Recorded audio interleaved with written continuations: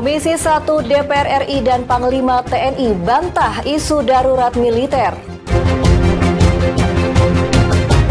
Indeks harga saham gabungan atau IHSG anjlok, pemerintah pastikan ekonomi solid. Halo, selamat pagi pemirsa setia Berita Nasional TV. Senang sekali Berita Nasional Pagi kembali hadir menyapa Anda. Selain 3 berita utama tadi, akan ada informasi lainnya dari dunia politik, ekonomi, hingga isu sosial yang sedang hangat diperbincangkan. Bersama saya, Restu Landari, inilah Berita Nasional Pagi selengkapnya.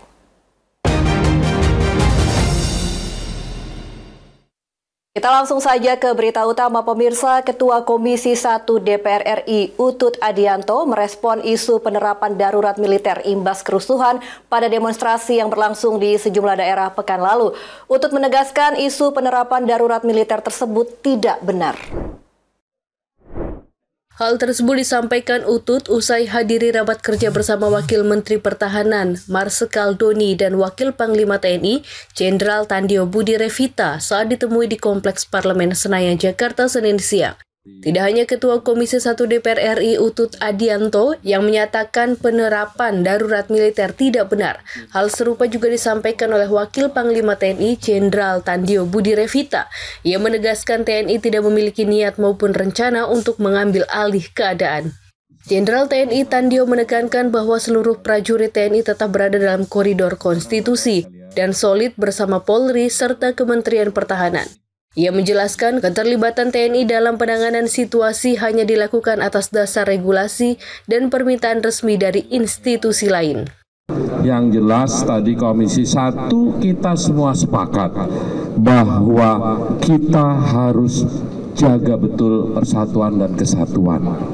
Bapak Presiden nafasnya seperti disampaikan di Batu Jajar adalah merangkul semua titik dan elemen bangsa. Bapak Presiden menginginkan kita ke depan maju, tidak saling menyalahkan. Semuanya disampaikan tadi, kita taat konstitusi. Kita memberikan bantuan kepada institusi lain, tentunya atas dasar regulasi dan permintaan itu sendiri. Ya. Ini saya sampaikan bahwa pada saat tanggal 30 Pak Presiden memanggil Kapolri dengan Kepala Staf Panglima TNI dan Kapolri menyampaikan statement itu, dan kita solid jadi satu di situ. Ya, bagaimana untuk mengelola ini sama-sama. Ya. Dari Jakarta, Natasha Alko, Ade Chandra, Berita Nasional TV. Karena itu disampaikan bahwa yang di depannya adalah Polri dulu. Divisi Propam Mabes Polri umumkan status 7 anggota Satuan Korps Brimob menabrak Afan Kurniawan hingga meninggal dunia terancam pemecatan tidak dengan hormat dari Kesatuan Polri. 2 anggota yang terancam PTDH yaitu Kompol K dan Bribka R.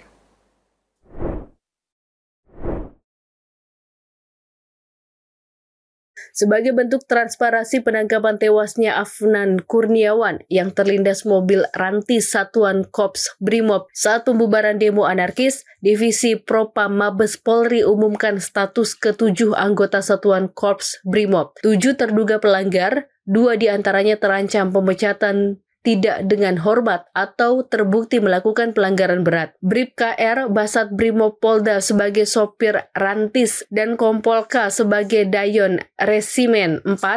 Kor Brimob berada posisi di sebelah sopir. Rencananya Divisi Propam Polri akan melakukan gelar perkara Selasa esok untuk menuntaskan status perkara tewasnya Afan Kurniawan. Yang pertama adalah kategori pelanggaran berat. Dilakukan oleh 1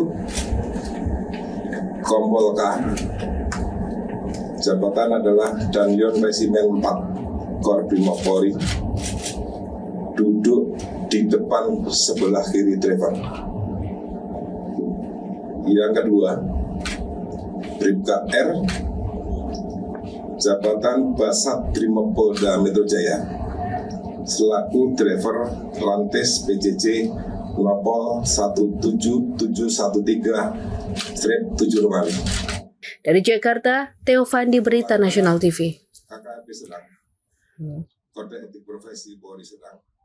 1. Menteri Komunikasi dan Digital Mutia Hafid menyebut penonaktifan fitur siaran langsung atau live TikTok saat ricuh di beberapa lokasi di Jakarta merupakan keputusan sukarela manajemen platform tersebut.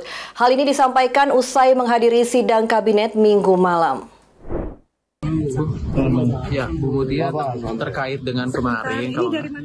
Mutia Hafid menyebut penonaktifan fitur siaran langsung atau live TikTok saat ricuh di beberapa lokasi di Jakarta merupakan keputusan sukarela manajemen platform tersebut.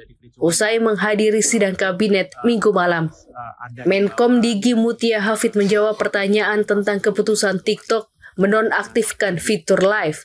Mutia menyebut keputusan itu dilakukan sukarela oleh TikTok dengan didasari oleh himbauan dari pemerintah melalui kementeriannya.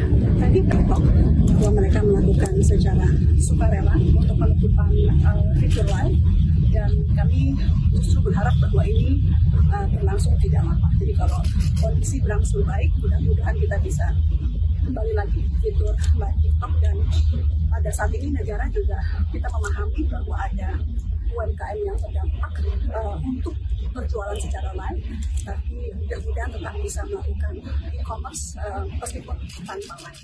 Sekali lagi kita berdoa dan berharap mudah-mudahan kondisi membaik sehingga fitur live dari TikTok bisa kembali. Lebih lanjut, mantan Ketua Komisi 1 DPR itu menuturkan pihaknya berharap fitur live bisa segera diaktifkan kembali agar tidak berpengaruh ke aktivitas usaha mikro, kecil, dan menengah atau UMKM yang mengandalkan siaran langsung dari media sosial untuk berjualan. Dari Jakarta, Dio Malau, Berita Nasional TV. Panglima TNI Jenderal TNI Agus Subianto bersama ribuan prajurit TNI menggelar doa istighosah di kawasan Monumen Nasional atau Monas, Jakarta Pusat, Senin siang. Kegiatan ini menjadi wujud kebersamaan sekaligus ikhtiar spiritual untuk menjaga persatuan dan kesatuan bangsa di tengah dinamika kehidupan berbangsa dan bernegara. Dalam suasana hikmat, doa bersama dipanjatkan dengan penuh harapan agar Indonesia senantiasa diberi perlindungan, kekuatan, dan kedamaian. Tidak hanya prajurit TNI, kegiatan ini juga menghadirkan ratusan anak yatim sebagai bentuk kepedulian dan doa tulus dari generasi penerus bangsa. Mengisi ceramah pada kesempatan tersebut, Ustadz Adi Hidayat menyampaikan pesan mendalam mengenai pentingnya menjaga spiritualitas sebagai pondasi kekuatan bangsa. Lebih lanjut, Ustadz Adi Hidayat menekankan bahwa bangsa Indonesia sudah memiliki modal besar dalam membangun kekuatan pertahanan, namun perlu terus beradaptasi dengan perkembangan zaman sesuai dengan visi dan misi TNI Prima. Kegiatan doa bersama di Monas ini sekaligus menjadi pengingat bahwa kekuatan bangsa lahir dari sinergi antara ketangguhan militer, kekuatan iman, serta doa-doa tulus masyarakat. TNI berkomitmen menjaga solidaritas, memperkuat sinergi lintas elemen bangsa, serta tetap dekat dengan rakyat sebagai pondasi kokoh persatuan Indonesia. Dari Jakarta, Tim Liputan Berita Nasional TV. Beralih ke informasi lain, Partai Demokrat meminta maaf atas perilaku dan kinerja anggota Dewan Perwakilan Rakyat atau DPR fraksinya yang belum bisa memenuhi harapan masyarakat. Wakil Ketua Umum yang juga Ketua Fraksi Partai Demokrat DPR RI Edi Baskoro Yudhoyono atau Ibas menekankan pentingnya introspeksi. Wakil Ketua Umum dan Ketua Fraksi Partai Demokrat DPR RI Edi Baskoro Yudhoyono atau Ibas menyampaikan permohonan maaf jika kadernya yang berada di DPR RI masih belum menjadi wakil rakyat seperti yang diharapkan. Ibas mengatakan pihaknya juga telah mengevaluasi tuntutan masyarakat terkait tunjangan DPR untuk dihentikan atau dibatalkan. Demokrat juga telah mengambil sikap dan setuju agar seluruh keuangan negara harus benar-benar digunakan untuk kepentingan rakyat. Selain itu, sebagai Ketua Fraksi Demokrat di DPR RI, Ibas juga menegaskan partainya di parlemen siap untuk dikritik. Ia menekankan pentingnya introspeksi dan kontemplasi. Anggota DPR RI, pimpinan fraksi Partai Demokrat, kami memohon maaf jika selama ini perilaku dan kegiatan-kegiatan kami di DPR RI belum mencerminkan sebagai wakil rakyat yang diharapkan. Tentu kami ingin mengkoreksi secara mendalam sebagai introspeksi dan bagian dari kontemplasi. Wakil Ketua Umum dan Ketua Fraksi Demokrat DPR RI Edi Baskoro Yudhoyono atau Ibas berharap penyampaian pendapat dilakukan dengan cara baik. Seluruh elemen termasuk TNI, Polri, dan masyarakat harus sama-sama menjadi bagian untuk menjaga situasi tetap kondusif. Selain itu, Ibas juga menyuarakan agar seluruh anggota Partai Demokrat agar menjaga sikap, tutur kata, dan perilaku yang senantiasa pro-rakyat. Dari Jakarta, Dio Malau, Berita Nasional TV. Pemirsa, kami akan kembali dengan informasi menarik lainnya. Tetaplah bersama kami di Berita Nasional Pagi.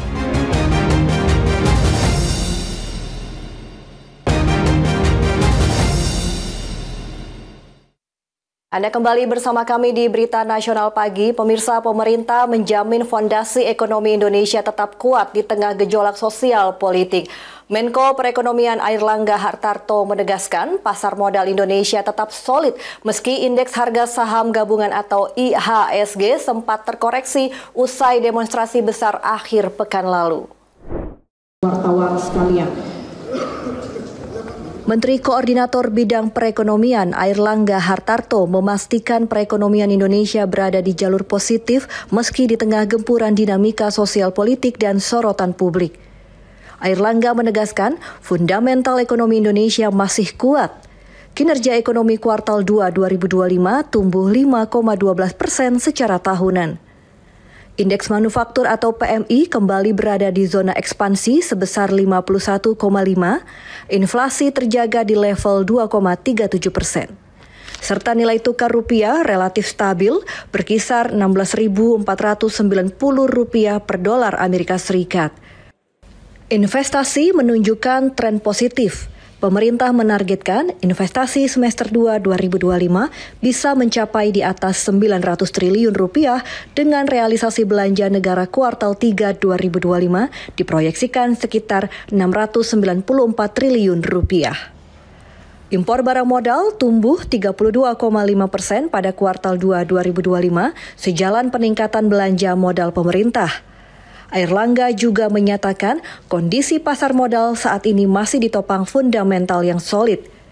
IHSG sempat menyentuh level tertinggi sepanjang masa di 7.952 poin meski terkoreksi ke 7.830 di akhir pekan.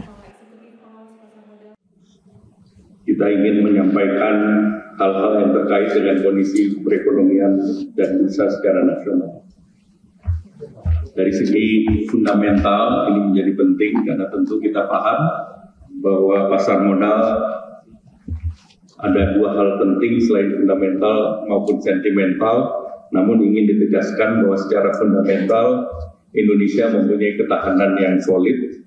Kinerja kuartal kedua mencatat pertumbuhan 5,12% secara year on year dan dengan indikator utama seperti hari ini kita monitor PMI, Purchase Manager Index Manufacturer, ini sudah balik di atas 50%. Untuk menopang daya beli masyarakat, pemerintah menyiapkan stimulus ekonomi mulai dari kredit padat karya, insentif perumahan, subsidi PPN, bantuan rumah swadaya, hingga program makan bergizi gratis. Pemerintah juga mendorong sektor pariwisata dengan stimulus khusus jelang Natal dan Tahun Baru. Airlangga berpesan agar emiten dan investor pasar modal tetap bersinergi menjaga kondisi pasar yang kondusif. Pemerintah memiliki kapasitas dan komitmen menjamin stabilitas ekonomi tetap terjaga. Lebih jauh, Airlangga mengatakan Presiden Prabowo Subianto memberikan arahan agar seluruh elemen bangsa menjaga persatuan, tidak mudah terpecah, dan bersama-sama memperkuat perekonomian nasional. Nas Kairus dan Anggada Agung, Berita Nasional TV. Pasukan TNI menggelar patroli dengan mengelilingi sejumlah ruas jalan di Kota Bandung.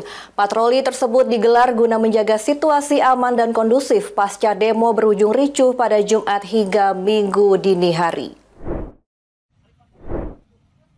Guna menjaga situasi aman dan kondusif pasca demo berujung ricuh pada Jumat hingga Minggu dini hari, prajurit TNI Kodim 0618 Kota Bandung berpatroli dengan konvoi menggunakan sepeda motor. Disusul dengan kendaraan khusus maung seri tangguh hingga Pansir Anoa berkeliling kota Bandung. Patroli tersebut dilakukan di jalan yang sempat menjadi titik aksi demo, yakni Jalan Diponegoro, Jalan Dago, Flyover, Pasupati, hingga sejumlah jalan di pusat kota Bandung. Panglima 3 Siliwangi, Maijen TNI Kosasih mengatakan TNI bersama Polri akan memastikan kondisi Bandung dan wilayah lainnya di Jawa Barat tetap aman dan kondusif. Bahwa di sini kondisinya aman, meyakinkan kepada masyarakat bahwa Bandung aman-aman saja, baik-baik saja. Bahwa kita dengan polisi juga tidak ada isu-isu yang menyatakan bahwa TNI Polri katanya terjadi sesuatu, tidak ada. Bahwa kita baik-baik saja dan kita akan mendukung seluruh kegiatan pengamanan yang dilakukan oleh polisi. Kita akan membackup demi amannya, nyamannya Jawa Barat secara keseluruhan. Dirinya menghimbau agar masyarakat tetap beraktivitas seperti biasa dan bagi masyarakat yang ingin menyampaikan aspirasi agar dilakukan dengan cara yang baik. Dari Bandung, Jawa Barat, Tim Liputan Berita Nasional TV. Polisi dari Polresta Bandara Soekarno-Hatta bersama TNI menggelar patroli skala besar dan menyisir seluruh area terminal bandara. Tujuannya memastikan objek vital bandara kondisi aman dari gangguan. Anggota Polresta Bandara Soekarno-Hatta bersama TNI menggelar patroli skala besar menyisir area Terminal 1, 2, dan 3, serta perimeter utara selatan juga wilayah TOD Bandara Soekarno-Hatta Tangerang, Banten pada Minggu malam hingga Senin dini hari. Patroli gabungan digelar untuk memastikan objek vital di Bandara Soekarno-Hatta dalam kondisi aman dan kondusif dari gangguan apapun. Selain itu, untuk menciptakan rasa aman dan nyaman bagi pengguna jasa penerbangan serta masyarakat beraktivitas di Bandara Soekarno-Hatta. Polisi memastikan masyarakat tidak perlu khawatir dan bisa beraktivitas di bandara seperti hari biasa. Kami sampaikan bahwa Bandara Soekarno-Hatta ini adalah objek vital nasional, sehingga kita memastikan Bandara Soekarno-Hatta sebagai pintu gerbang bangsa dan negara ini supaya senantiasa aman dan kondusif. Untuk itu kami menghimbau kepada warga masyarakat untuk senantiasa menjaga ketertiban, keamanan di Bandara Soekarno-Hatta, di mana objek vital nasional ini ada ketentuan-ketentuan yang harus kita patuhi bersama, seperti dilarang atau tidak boleh melaksanakan kegiatan demonstrasi. Lebih jauh, Ronald mengimbau masyarakat tetap tenang karena TNI Polri akan melindungi rakyat Indonesia. Selain itu, bersama-sama menciptakan Kamtipnas dan tidak mudah terprovokasi dengan informasi belum tentu kebenarannya. Dari Tangerang, Banten, Mujib Latumairisa, Berita Nasional TV. Kita beralih ke informasi lain, pemirsa. Dalam rangka memperingati Hari Maulid Nabi Muhammad SAW, warga di Kabupaten Lebak, Banten membuat berbagai jenis replika seperti replika T-Rex, lebah, bebek, rudal, pesawat, dan juga kendaraan hias.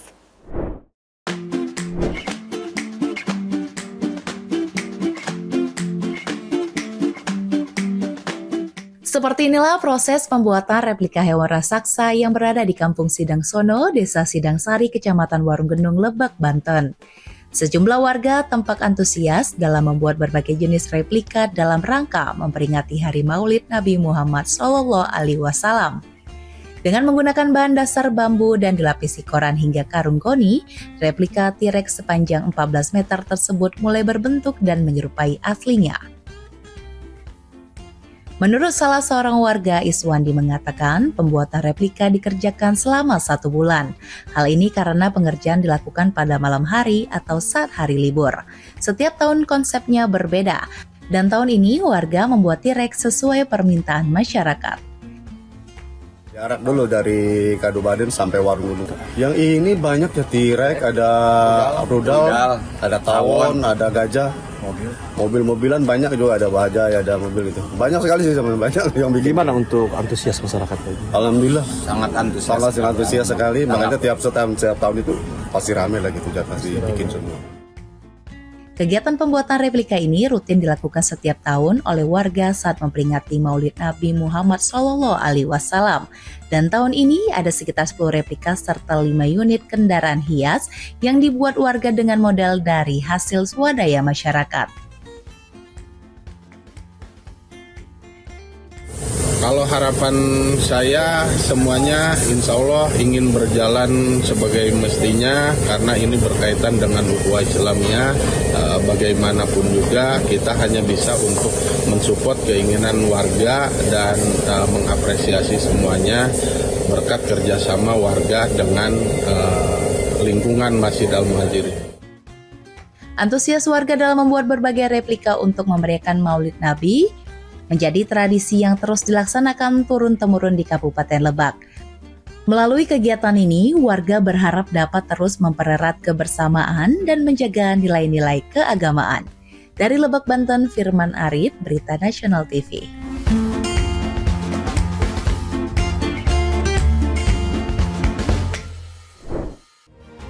Demikian Berita Nasional Pagi telah menemani Anda. Saya Restu Landari beserta kru yang bertugas pamit undur diri. Selamat pagi dan selamat beraktivitas kembali.